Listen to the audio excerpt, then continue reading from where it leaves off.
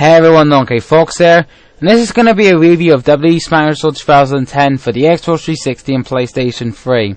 I know the game was released on a lot of other platforms, but I've only played the current generation build of the game, and therefore can't make comments on the versions on PS2, Wii, etc.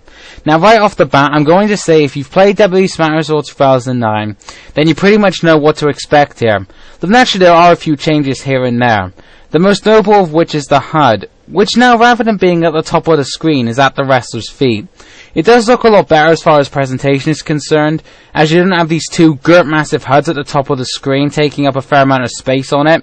But I did have a problem with it, a small one but a problem nonetheless, and that is the fact that there's no other obvious way of telling body damage anymore.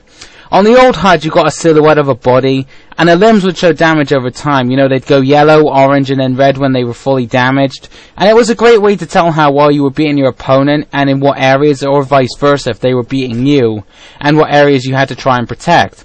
I mean, yes, in this game they will hold on to very damaged body parts, but some means of being able to easily tell the damaged body parts throughout the whole match would have been greatly appreciated. One other change is the fact that you now have signature moves to use as well as finishers, and a successfully performed signature move will put your superstar into the finishing move state. Though, as you would expect, this is only for a limited time, though you can attempt the move as many times as you want during the time period, which is a definite plus in my opinion, as in prior games if you tried and got countered, you lost your finisher state no matter how early on you were into it, which was kind of annoying. Now, I know a lot of people watching this video may be current generation WWE fans and care about the official roster, who's in it, who should be in it, you get the idea.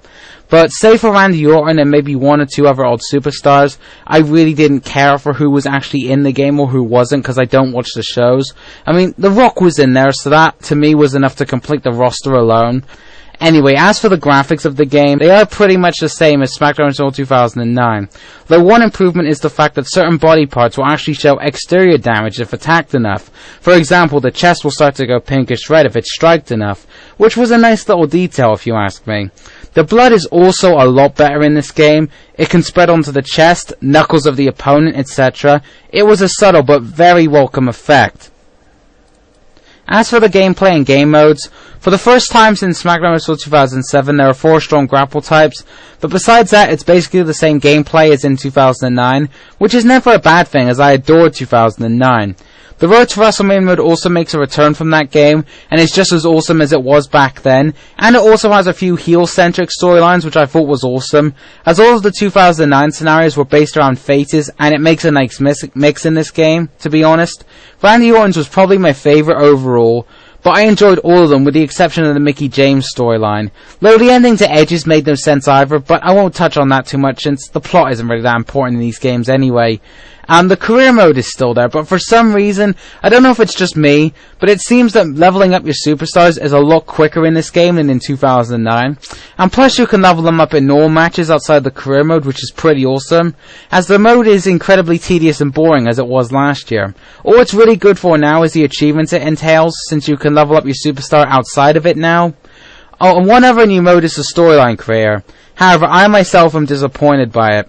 I can understand why there isn't voice work in it, as it would be impossible to record all of the lines the superstars would need to say for all the lines people would create with each superstar, let alone actually fit them on the disc.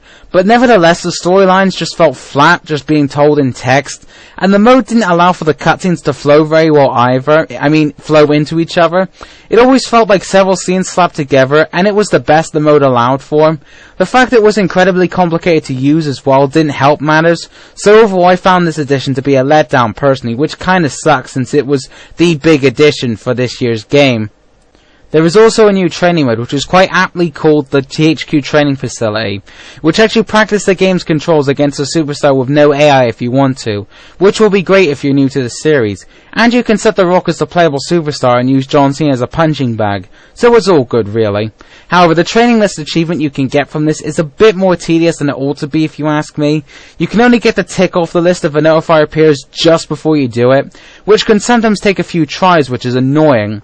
And I would have liked the ability to just be able to hit the A button on the list, and then automatically go to that move in the training area to practice it, then get the tick off.